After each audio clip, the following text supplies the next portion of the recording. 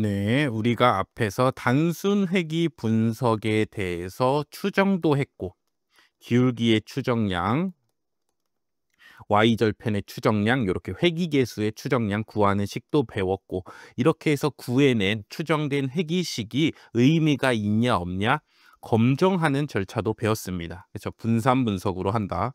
그다음에 각각의 계수에 대해서는 T검정으로도 할 수 있다라고 배웠죠. 그리고 이 우리가 구한 요 회귀식의 성능을 측정하는 방법으로 결정계수, 설명력이라는 것도 배웠습니다.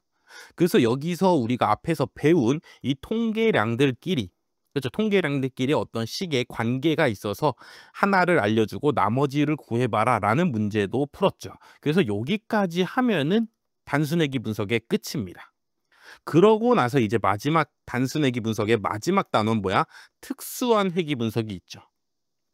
제 개인적인 생각으로는 요 부분은 시험에 나오면 안 된다 생각해. 그렇죠. 우리의 시험 범위는 통계학 개론인데 여기 부분은 좀 이제 통계학 개론을 넘어서는 회귀 분석의 심화 과정이기 때문에 시험에 나오면 안 된다고 저는 개인적으로 그렇게 생각하지만 뭐 어쩔 수 없죠. 시험에 뭐 8문제나 나왔으니까 어쩔 수 없이 우리가 공부를 하긴 해줘야 되죠. 근데 대신에 요 문제들 가끔씩 어쩌다가 나오는 이 문제들을 맞추기 위해서 공부해야 될 분량이 생각보다 많다.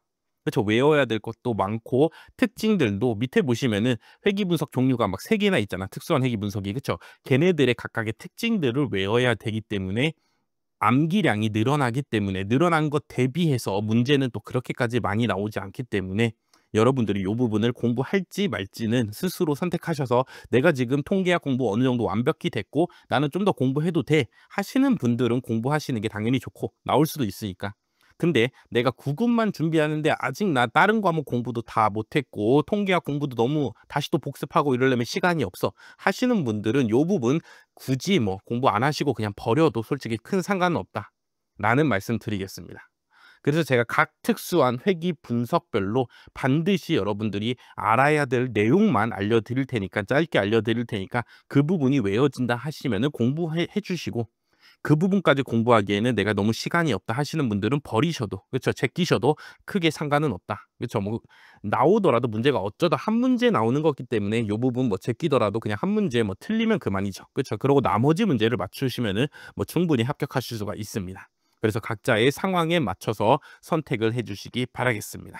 자, 그래서 첫 번째로 배워볼 특수한 회귀 분석은 뭐냐? 1번 원점을 지나는 회귀 분석이야. 내가 이 자료가 무조건 원점을 지난다는 걸 알아. x가 0이면은 무조건 y가 0인 거를 내가 알고 있어. 그럴 때는 회귀 모형에서 y 절편을 굳이 만들 필요가 없답니다. 기울기만 알아보면 되는 거야. 요렇게 해서 기울기만 알아보게 모형을 만들어서 분석하는 거를 원점을 지나는 회귀 분석 또는 절편이 없는 회귀 분석이라고 합니다. y 절편이 0이니까 절편이 없는 회귀 분석이라고 하는 거라고. 자, 그래서 얘는 특징이 뭐냐? 아니죠. 일단 우선은 얘는 어떤 상황에서 쓰냐? 예를 들어 뭐 이런 걸 분석하는 겁니다. 내가 예를 들어 재료를 얼만큼 투입하면은 생산량이 얼만큼 나오는지 알고 싶어. 어느 공장에서. 자, 근데 재료를 당연히 하나도 투입하지 않아. 0으로 하나도 투입하지 않으면 그때는 무조건 생산량이 몇이어야 돼? 0이어야죠. 그렇죠. 재료를 넣었으면 생산량이 절대 안 나와야 될 거 아니야. 이렇게 하나 x가 0이면 y가 반드시 0인 걸 아는 상황에서는 요렇게 기울기만 내가 알아보면 되기 때문에 요럴 때는 원점을 지나는 회귀 분석 요 방법을 쓰게 됩니다.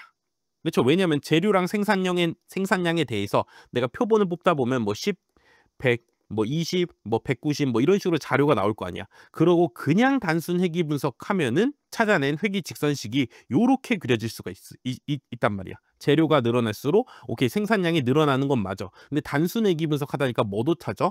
y 절편도 찾게 된 거야.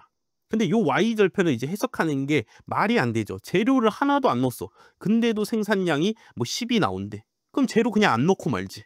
그러면은 하나도 투입 안 해도 생산이 계속 자동으로 된다면은 그냥 아예 0을 투입하는 게 최고 좋은 일 아니야. 그렇죠? 이렇게 해서 해석하는데 오류가 발생하기 때문에 내가 사전 정보로 x가 0이면 y가 무조건 0인 걸 알고 있는 상황에서는 벌써 원점을 지나는 회귀 분석을 쓰게 된답니다. 되죠. 요런 상황, 현실에서 요런 상황에서 쓰는 회귀 분석이고, 자, 얘의 특징은 뭐냐? 어차피 요 기울기만 찾으면 되기 때문에 요 기울기의 추정량을 원래는 어떻게 구했어? 원래는 SXX분의 SXY 요렇게 구했죠. 최소 제곱법을 이용해서. 근데 요 원점을 지나는 회귀 분석은 원래 SXX가 시그마 X 마이너스 바 X의 제곱분의 시그마 X 마이너스 바 X 곱하기 Y 마이너스 바 Y 요렇게 해서 원래 구하는 거였는데, 원점을 지나는 회귀 분석은 요 표본 평균 부분이 다 삭제가 된답니다. 다 삭제가 되고 나면 어떻게 돼? x의 제곱분의 시그마 xy 고배합으로 요렇게 해서 뭘 구해? 기울기의 추정량을 구하게 된답니다. 원점을 지나는 회귀 분석에서는 각종 식에 들어가는 표본 평균 부분들이 다 뭐에 없어진답니다. 라고 여러분들이 외워주시면 돼. 그렇죠? 왜 없어지는지는 또 요거 갖고 뭐 해봐야 돼? 최소 제곱법을 해서 증명하면 되죠. 그렇죠? 근데 어차피 증명이 여러분들 시험에 나오는 게 아니고 요 부분은 가뜩이나 많이 나오진 않는데, 굳이 나온다면은 각종 통계량, 기울기의 추정량도 있고 다른 통계량도 뒤에 문제 2번에 보시면 있는데, 그런 문제를 풀 때 원래 단순 회귀 분석에 있던 표본 평균 부분들이 식에서 뭐 한다고? 없어진다고. 그래서 요렇게 해서 기울기의 추정량을 구하게 된답니다. 되죠? 여기까지는 외우실 수 있겠죠.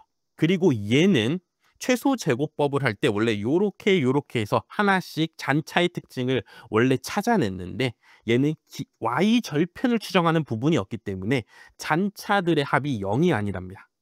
대신에 여전히 요 기울기의 추정량 구하다 보면, 최소 제곱법에서 구하다 보면 잔차에다가 x 곱해서 더한 건 0이래. 원래 잔차의 특징에서 뭐가 0이었어? 얘가 0, 얘가 0, 얘가 0이었죠. 근데 원점을 지나는 회귀 분석에서는 뭐해? 얘가 0이 아니고, 얘가 0이 아니니까 요 밑에 식도 0이 아닙니다. 그렇죠? 그래서 얘만 0이다. x 곱한 놈만 0이다. 라는 특징이 있다. 라는 거를 여러분들이 기억해 주시면 되겠습니다. 자, 그리고 얘는 뭐해? 추정하는 부분이 하나 빠졌잖아. 원래 회귀, 잔차, 총에서 원래 단순 회귀 분석에서는 자유도가 n-1, 1, 얘가 n-2가 됐죠. 근데 추정하는 부분, 베타 제로를 추정하는 게 하나 빠졌기 때문에 총 자유도가 하나 증가한답니다. 그래서 추정량은 하나 덜해도 되기 때문에 여전히 회귀 개수는 추정해야 되니까 회귀 자유도는 1이고, 그래서 잔차 자유도는 뭐가 돼? n-1이 된답니다. 그렇죠? 요런 특징들이 있다는 거야. 그래서 요 원점을 지나는 회귀 분석을 위해서, 요 문제를 풀기 위해서 여러분들이 몇 개를 외워야 돼? 추정량은 요렇게 구한다. 그 다음에 x2만 0이다. 그 다음에 자유도는 SST의 자유도가 n이 된다. 여전히 회귀 자유도가 1인 건 맞다. 요 정도까지 여러분들이 외워주셔야지 요 원점을 지나는 회귀 분석에 나오는 문제를 풀 수 있게 됩니다. 10년 동안 거의 한두 문제밖에 안 나왔는데, 그 한두 문제를 위해서 이런 특징들을 외워야 돼? 이거 너무 비효율적인 거 아니야? 라고 생각이 드신다면은 외우시지 말고 요 부분을 제끼라 그랬죠. 근데 나는 통계학 공부 더 깊게 해야 되고 7급을 준비하고 있고 여기 부분들 문제에 나올 것 같아 라고 생각이 드신 분들은 당연히 공부를 해주시면 되겠습니다. 그래서 이렇게 해서 결론만 외우시면 된다라는 말씀 드리고, 이 결론들을 통해서 이제 문제를 풀 겁니다. 원점을 지나는 회귀 분석과 관련된 문제 1에서 3번까지 풀고, 그 다음에 밑에 있는 두 번째 특수한 회귀 분석 배워보도록 하겠습니다. 네, 1번 풀어보겠습니다. 1번 주어진 회귀 모형을 보니까 뭐가 없어? y절편이 없네. 그렇죠. y절편이 없으니까 얘는 뭐야? 원점을 지나는 회귀 분석, 절편이 없는 회귀 분석이 되죠. 그리고 또 특징이 뭐야? x 대신에 뭐가 들어가 있어? x제곱이 들어가 있죠. 그렇기 때문에 x제곱을 t라는 어떤 하나의 변수로 치환한 다음에 다시 쓰면은 y는 베타 t 더하기 오차항 요렇게 모형이 생겨서 요걸 갖고 t랑 y를 갖고 뭐라고? 원점을 지나는 회귀 분석하라는 거죠. 자, 그러고 나서 뭘 찾으라고? 회귀 개수의 기울기 부분에 뭘 찾아? 추정값 찾으라고. 자, 원점을 지나는 회귀 분석에서 기울기의 추정값은 어떻게 구한다고? 시그마 x제곱분의 시그마 xy 요렇게 해서 표본 평균 부분들을 다 지원해서 구하면 된다고. 근데 우리가 지금 바꾼 변수는 뭐야? t이기 때문에 여기가 t고 여기가 t가 되는 거죠. x 대신에 t를 넣어주면 되는 거죠.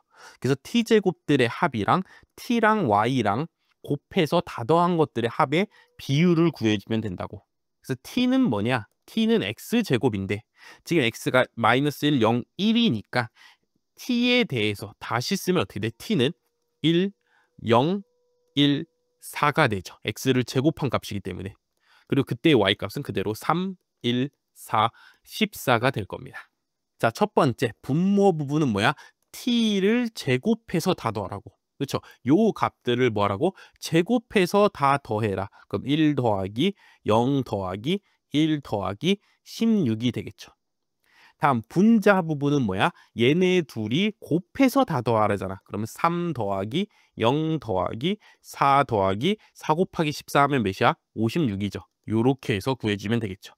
진짜 요 값을 뭐라고? 진짜 계산해 보면 되는 겁니다. 그래서 밑에 분모 다 더하면 18이고 분자 다 더하면 7에다가 56 더하니까 63이 됩니다.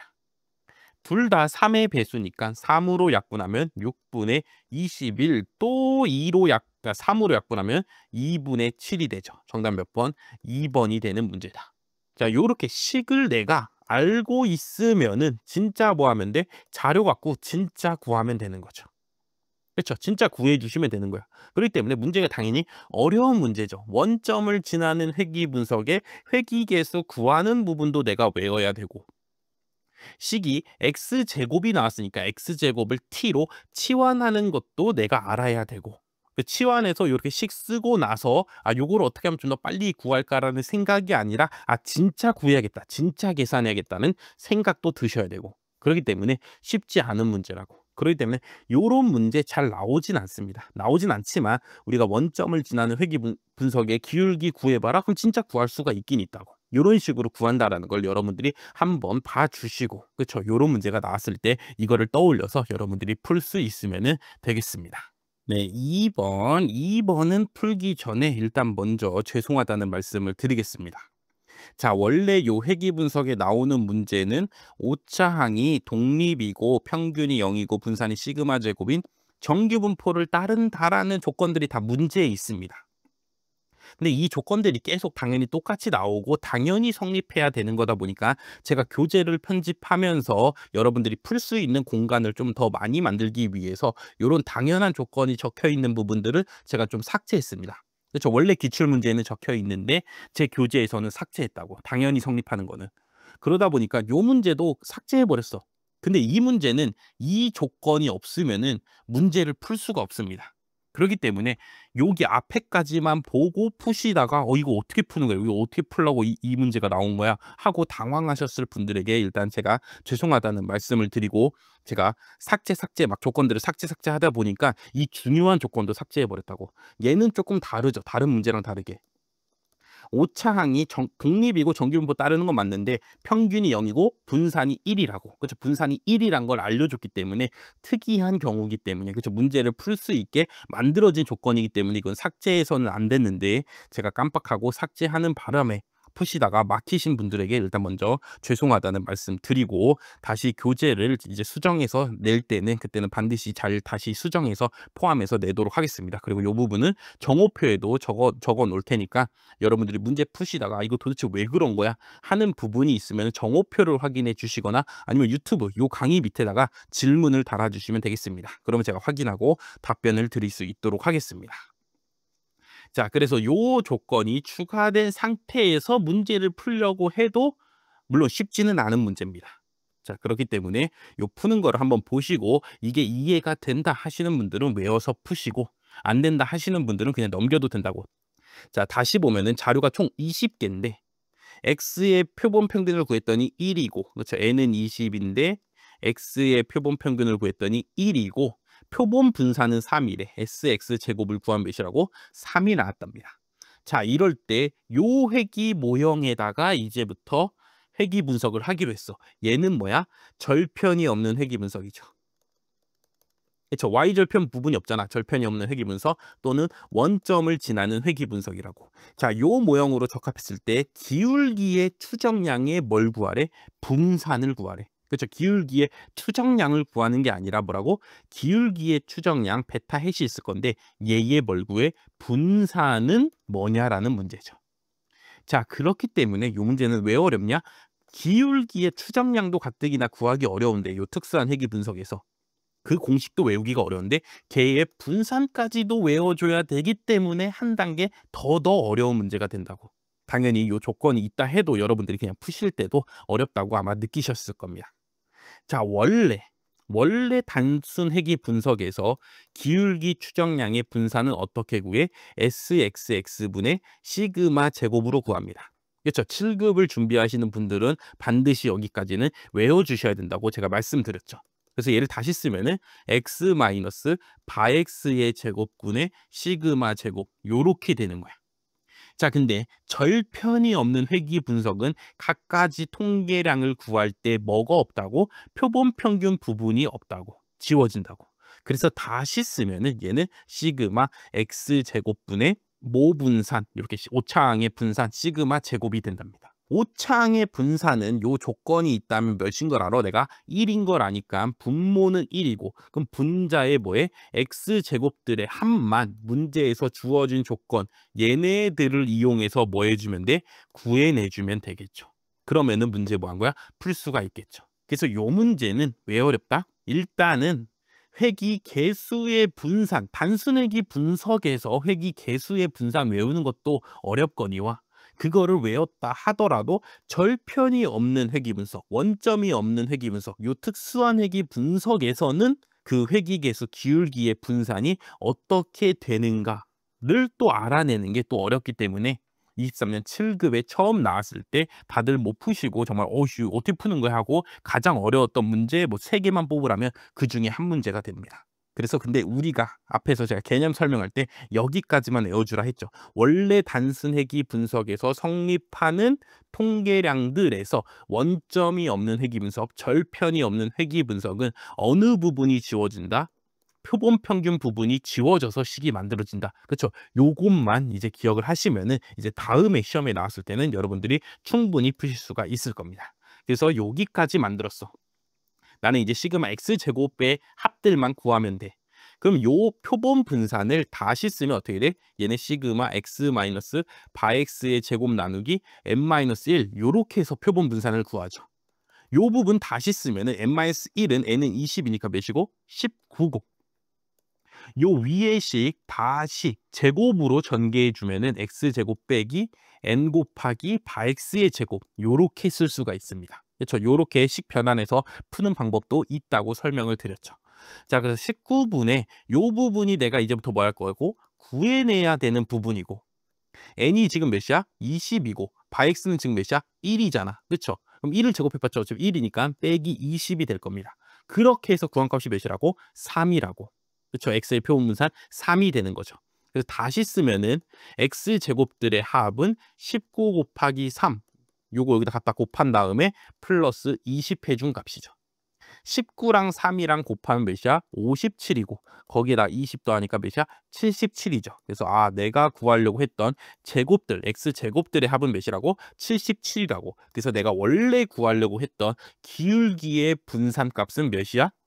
77분의 1이 되는 거죠. 정답 몇 번? 3번이 되는 문제였습니다. 자, 다시 요 문제에 제가 빠뜨리고 조건을 빠뜨렸다. 그러니까 다시 요 해설 강의를 들으시는 분들은 교재에다가 요 조건을 적어주시기 바라겠습니다. 그렇죠? 요거 빠뜨려서 정말 죄송하다는 말씀을 드리고 절편이 없는 회귀 분석에서는 원래 구했던 갖가지 통계량들에서 뭐가 표본 평균 부분이 지워진다라는 성질을 반드시 여러분들이 기억해 주신다면 그렇죠? 7급을 준비하시는 분들은 반드시 기억해 주신다면은 요렇게까지 식을 만들 수가 있고 여기 주어진 조건 갖고 x제곱의 합 찾는 거는 뭐 충분히 하실 수가 있잖아. 이런 식으로 변형해서 찾을 수 있다라는 것도 여러분들이 기억해 주신다면은 이 문제랑 비슷한 문제 앞으로 또 나올 수도 있습니다. 나왔을 때 여러분들이 충분히 푸실 수가 있을 겁니다. 되죠? 그래서 23년 7급 어려웠지만 7급을 준비하시는 분들은 반드시 풀 수 있어야 된다라는 말씀 드리겠습니다. 네, 3번은 뭐 원점을 지나는 회귀 분석은 아니고 얘도 좀 특수한 회귀 분석이기 때문에 여기에다가 넣어놨습니다. 자료의 수가 n인 경우에 대해서 두 회귀 모형을 적용해서 분석하고자 한답니다. 두 모형에 대한 설명으로 옳은 것만 고르면 누구냐? 자, M2는 뭐야? M2는 우리가 지금까지 앞에서 많이 봐왔던 단순 회귀 분석의 기본 모형이죠. 그렇죠? 그래서 얘는 그냥 단순 회귀 분석 우리가 앞에서 배워왔던 거구나라고 생각해 주시면 되고, M1을 봐주면은 첫 번째 모델을 봐주면은 어떻게 생겼어? Y는 알파 더하기 오차항 요렇게 생겼잖아. 그렇죠? 뭐가 없어? X가 없죠. 독립변수가 없잖아. Y를 그냥 뭐해? 요 상수 Y 절편 하나로만 예측하라죠. 그렇죠. X를 쓰지 말고 예측하라고. 자, 그런 경우에는 우리가 Y를 뭘로 예측한다고? 자료가 요렇게 막 있는데 얘네들을 단순회귀 분석을 이용해서 직선으로 예측하면 조금 더 정확한데 X가 필요가 없어서 독립변수가 없어서 그냥 Y를 하나의 값으로만 예측해야 되는 경우 요렇게 예측할 때는 요 값을 뭘 쓴다고? Y의 표본 평균을 쓴다 그랬죠. 그래서 요 값을 생각하면은 이 값은 원래 x가 없었으면 그냥 y의 표본 평균으로 예측해야 되기 때문에 오차가 원래 이만큼 발생해야 되는데 우리가 x라는 조건을 알게 돼서 x라는 정보를 이용해서 뭐하면 요 회귀 분석을 해갖고 이 y 값을 요 y 해수로 좀 더 가깝게 추정하게 되면은 이만큼의 오차를 뭐 할 수가 있어? 줄여낼 수가 있다 그랬죠. 그렇죠? 그래서 요 부분을 총변동 요 부분을 다 더한 걸 총변동, 요 부분을 회귀 변동이라 했죠. 그러고도 예측 못한 나머지 부분을 오차 변동이라 했다고. 자, 그래서 y를 그냥 하나의 값 상수로만 예측할 때는 y의 평균으로 예측하게 된다. 그래서 기억, 모형 M1에서는 y의 추정값으로 표본 평균을 쓴다. 뭐가 돼? 맞게 되죠. 그렇죠. 이런 식으로 우리가 상식적으로 생각해서 맞춰주셔야 됩니다. 물론 이 상식이 없다면 다시 얘를 갖고 뭐해? 또 최소 제곱법을 해갖고 막 어떻게 해서 y의 추정값 막 찾을 수는 있습니다. 근데 그렇게 하면 시험 내 시간 안에 당연히 풀 수가 없겠죠. 그렇기 때문에 여러분들은 y는 원래 x라는 정보가 없을 때는 y의 표본 평균들로 각 값들을 다 예측했다. 근데 x란 정보가 들어오면서 회귀 분석을 할 수 있게 되었다라는 생각을 여러분들이 가져주시면 됩니다. 자, 두 번째 모형 M2 두 번째 모형은 결정계수가 0 이상이다. 그렇죠? 단순회귀 분석에서는 결정계수가 뭐라고? 0보다 크고 1보다 작다고. 그래서 0 이상이다. 뭐에 맞게 되죠. 자, 디귿 M2의 회귀 제곱합 SSR이죠. 걔는 모형 M1의 SSR보다 크거나 같니? SSR이 뭐야? 요 회귀 변동들 다 더한 게 SSR이라고. 그래서 요 직선으로 뭐하면 y를 추정해갖고 y의 핵값으로 추정하게 되면은 더 줄어드는 요 오차 부분이 뭐야? 회귀 변동이 되잖아. 원래는 그냥 예측했으니까 그냥 하나의 상수로만 예측했으니까 얘는 SSR 값이 몇이야? 0이죠. 그렇죠. SSR 값은 y의 표본 평균으로 예측한 것보다 직선이 더 많이 예측한 부분이 뭐야? SSR이잖아. 그렇죠. 오차를 줄인 변동을 줄인 부분이 SSR이라고. 그래서 모형 M1의 SSR 값은 0이라고. 근데 우리가 요 직선이 아무리 쓸모가 있든 없든 쓸모가 조금이라도 있으면 조금이라도 뭐 하겠어? 조금이라도 오차를 줄이겠죠. 그렇기 때문에 요 SSR 값은 뭐해? 0보다는 크죠. 근데 요 직선이 정말 의미가 없어서 기울기를 추정해 봤더니 그냥 0이 나온 거야. 그럼 요 y의 표본 평균이랑 둘이 뭐 하겠어? 똑같아지겠죠.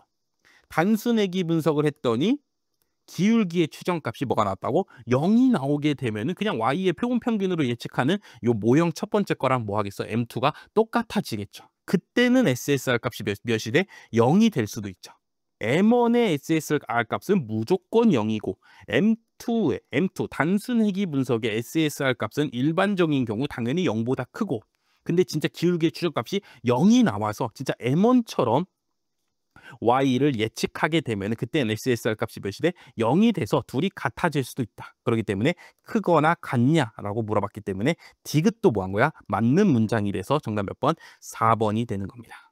자, 요 기억, 니은, 디귿을 당연히 수학적으로 증명하려면 매우 어렵습니다.